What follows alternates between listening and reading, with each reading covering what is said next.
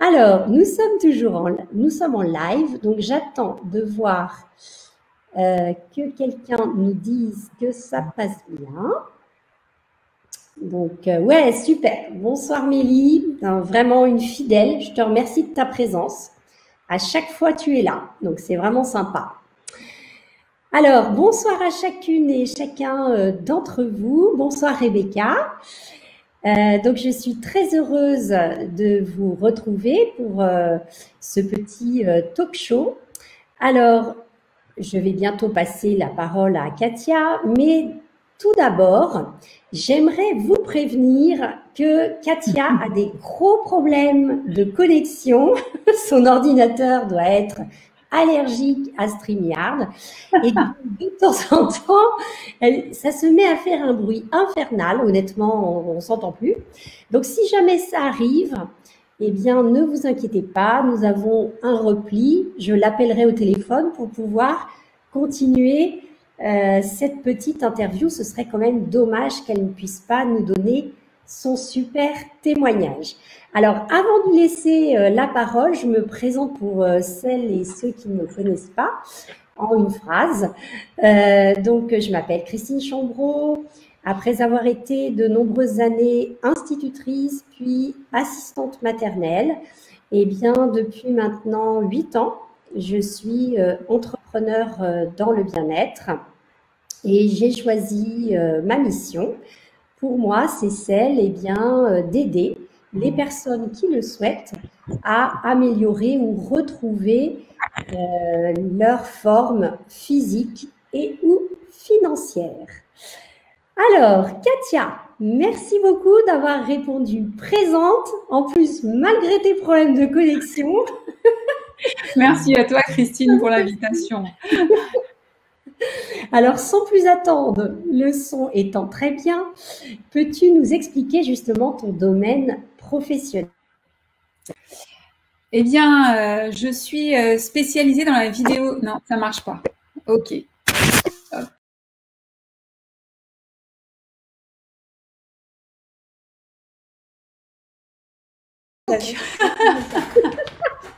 Est-ce qu'on va y arriver? Donc, du coup, je ne sais pas si je vais répondre. Bah, ouais. Est-ce que tu as toujours été dans ce domaine? Écoute, on va essayer. Donc, juste pour refaire un petit, pour ceux qui ne m'avaient pas entendu, donc moi, je suis spécialisée dans la vidéo de communication pour les entreprises. Donc, en fait, mon rôle à moi, c'est de concevoir des vidéos sur mesure pour les entreprises, en tenant compte de beaucoup de paramètres, et notamment la cible, le message qui veut être délivré, le canal de diffusion, le budget, etc. Et je fais également de la formation. Voilà, pour faire un petit résumé. Oui, tu as bien fait. Alors, on se dépêche. Donc, est-ce que tu as toujours été dans ce domaine? Alors, non, en fait, j'ai pas toujours été dans ce domaine-là, parce que j'ai travaillé quand même pendant 16 ans dans la comptabilité. Donc, j'ai fait un BTS comptabilité. Et en fait, la passion de la vidéo s'est développée au départ comme un hobby, hein, sur mon temps personnel. Et puis, ça a pris de plus en plus d'ampleur. En fait, c'est devenu une passion débordante. Et du coup, elle a pris la place finalement de ce métier de comptable que j'ai fait au départ par défaut, parce que je savais pas quoi faire. Donc j'ai choisi cette orientation, on va dire, scolaire au départ. Mais non, tu m'entends plus? C'est reparti. Bon. Ah. Voilà. Alors, Katia, si, on s'entend. Là, on s'entend sur les deux niveaux. C'est une histoire de dingue. Là, c'est ça, c'est vraiment une histoire de dingue. Oui, je t'entends. Je t'entends très bien. Bon, c'est vraiment très chaotique ce soir. Hein. Oui, c'est sûr. Oui, c'est clair. Pas du tout facile du coup de réussir à répondre à tes questions. Ouais, on va. Je sais plus. Voilà, c'est ça. Je sais plus du tout jusqu'où j'en étais du coup donc tu avais fait un changement d'orientation. Alors on va faire quand même, qu'est-ce qui t'a donné envie d'être ton propre patron? Ce qui m'a donné envie d'être mon propre patron, c'est le fait de pouvoir tout maîtriser.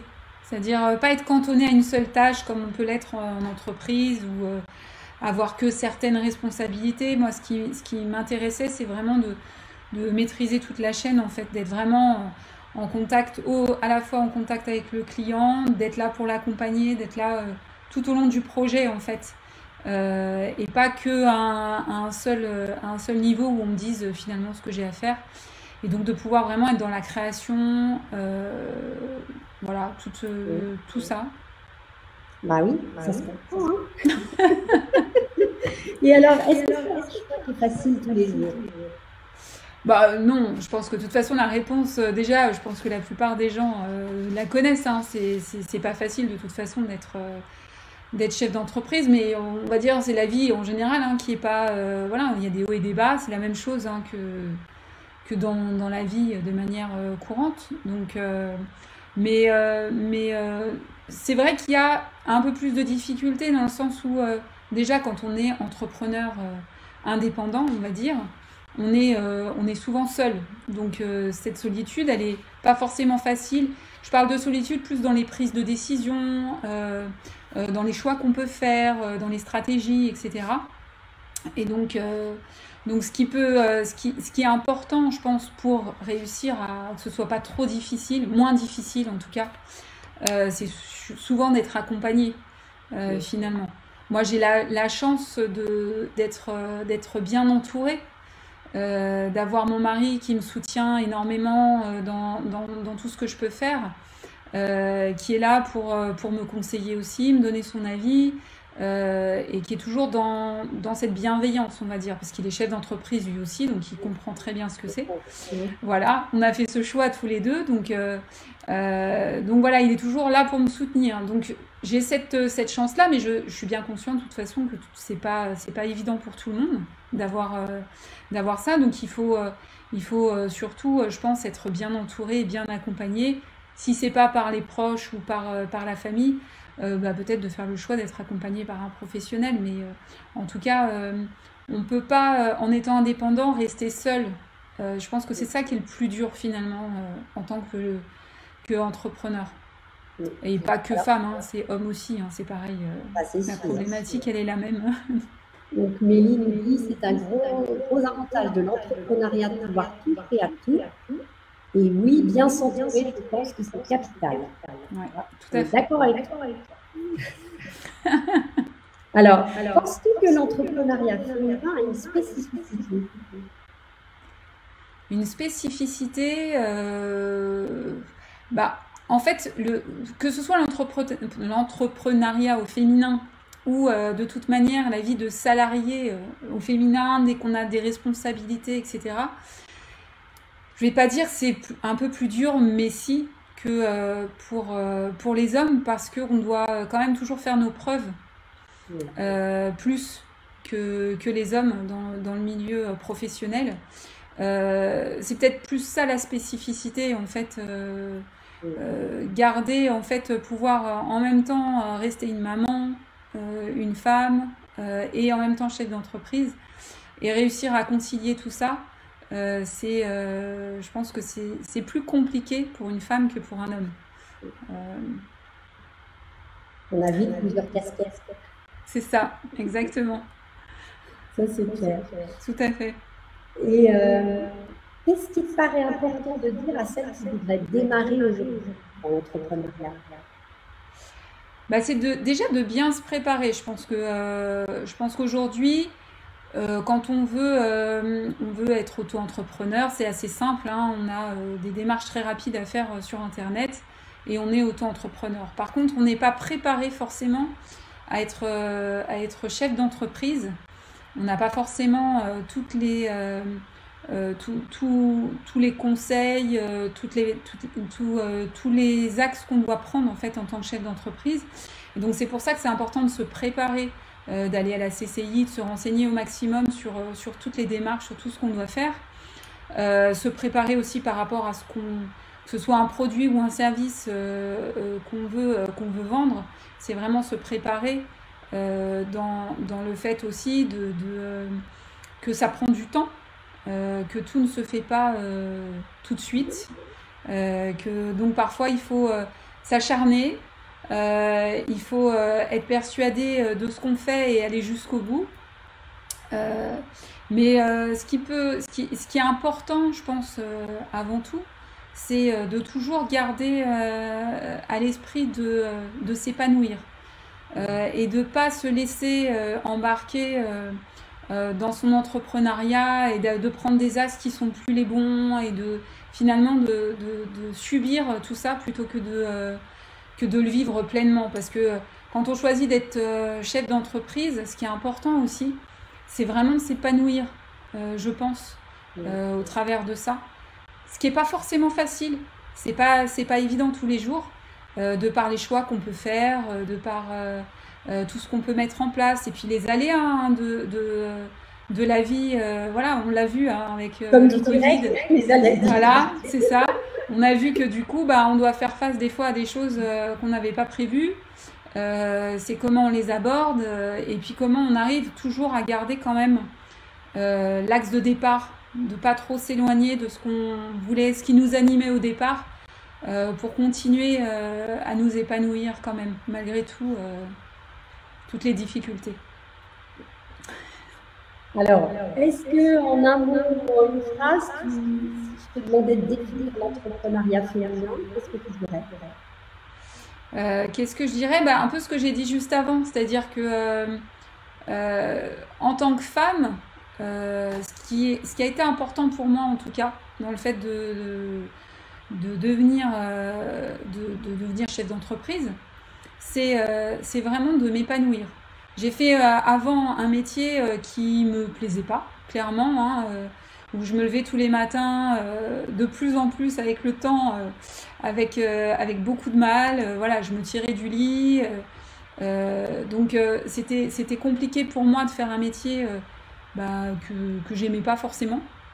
Et du coup, quand j'ai décidé de faire ce revirement et d'aller de faire ce choix d'être entrepreneur dans la vidéo, qui est une passion pour moi, du coup, je me suis dit qu'il fallait absolument que je garde bien cet objectif-là de m'épanouir et de me faire plaisir, d'avoir envie de me lever tous les matins pour faire mon métier, même s'il y a forcément des petites choses qu'on aime. Voilà, dans le métier d'entrepreneur, on a des choses qu'on n'aime pas forcément faire, mais globalement, on fait quand même quelque chose qu'on aime. Donc, ce qui est important, c'est vraiment en tant que chef d'entreprise, pour moi, c'est de s'épanouir. C'est vraiment de rester dans cet épanouissement et de faire tout pour continuer à s'épanouir, avoir cette liberté qu'on a aussi en tant qu'entrepreneur et qu'on n'a pas forcément en tant que salarié. Bon voilà, dans la liberté, il y a aussi le pendant positif et le pendant négatif. Donc, D'accord. C'est sûr. Bon, nous arrivons à notre dernière question. Pour l'instant, ça n'a pas coupé. On va croiser les doigts. On a eu une grosse accalmie. Alors, Méline, bon, il y a un écho. Désolée, là, on va faire avec l'écho. C'est courageux de faire un revirement et changer de voie pour retrouver le plaisir de se lever le matin. Bravo à vous et merci du témoignage. Merci beaucoup, c'est gentil. Alors, donc la dernière question, c'est justement, qu'est-ce que tu as envie d'ajouter? Ce que je peux ajouter, c'est que l'entrepreneuriat peut faire peur parfois à certaines personnes. Je pense qu'en effet, de toute façon, comme j'ai dit, il faut être préparé, il faut se préparer. Par contre, si on a vraiment ça au fond de soi, qu'on a envie à un moment donné de faire quelque chose qui nous anime, je pense que ce qui est important, c'est d'aller jusqu'au bout. De faire taire un petit peu ces peurs qu'on a à l'intérieur et les peurs que l'entourage peut avoir aussi, parfois, et nous le transmettre, et y aller. En se préparant toujours, je précise vraiment bien se préparer, mais y aller parce que au final, c'est quand même s'il y a beaucoup d'aléas, c'est quand même un vrai bonheur que de pouvoir faire vraiment ce qu'on a envie de faire, la manière dont on a envie de le faire, et pouvoir mener de front tout ça. Donc je pense que ce qui est important pour les personnes qui m'écoutent aujourd'hui, c'est de tenter sa chance en tout cas. Aujourd'hui, on a quand même la possibilité avec Pôle emploi, etc., d'avoir... Qu'est-ce qu'il y a? J'ai mon téléphone qui a sonné. On a tout eu ça. Du coup, on a la possibilité, en tout cas, quand on peut le faire, d'avoir aussi des années, peut-être 2 ans de chômage, etc., sur lesquels on peut peut-être s'appuyer pour créer une entreprise et voir si déjà ça fonctionne. Et éventuellement, si ça fonctionne pas, se dire que retourner peut-être sur une activité salariée. Mais je pense que ça peut valoir le coup quand même de tenter sa chance. Tenter sa chance, déjà la chance, c'est pas la chance vraiment, hein, c'est plus tenter le coup, on va dire, parce que c'est quand même une belle aventure de l'entrepreneuriat et c'est pas rose tout le temps. Mais la vie, c'est pas rose tout le temps. Et puis en même temps, c'est ce qui nous fait apprécier les bonnes choses aussi, hein. Les moments où c'est pas rose, on apprécie après les moments où on est bien. Donc voilà. Super. Alors Mélie, vous avez tout eu, mais vous continuez. C'est ça la force de la femme aussi. Oui, tout à fait. Merci beaucoup. Et puis c'est vrai qu'il faut être tenace par contre. Parce que là, moi, par exemple, par rapport à la période Covid, j'ai connu aussi des problématiques par rapport à la vidéo. On sait quand même que le secteur de l'événementiel a été très touché.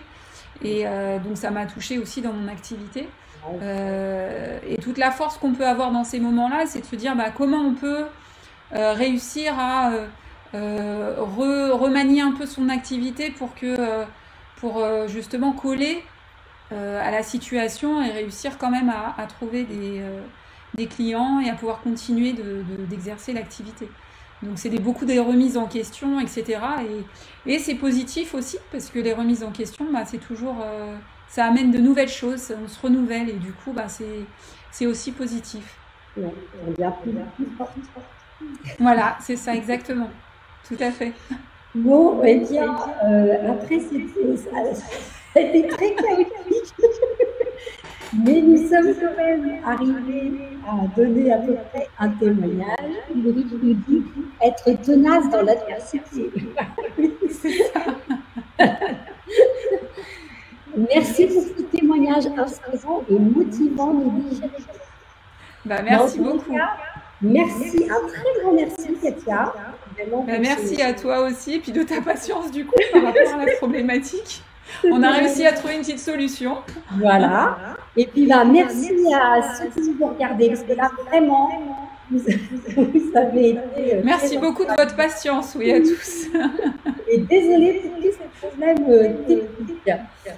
Eh bien, nous souhaitons une très très belle soirée. Quant à moi, je vous donne rendez-vous maintenant seulement le 24 juin. Comme je vous ai dit, je suis moins présente sur les réseaux, des réseaux personnels, mais je vous retrouverai avec grand plaisir donc le 24. Merci, bien merci à vous de nous avoir accompagnés. Très belle soirée à toi, Katia. Merci à tous pour votre écoute et bonne soirée. Et à bientôt. Merci. Bonne soirée, Christine. À bientôt. Merci. Au revoir. Au revoir.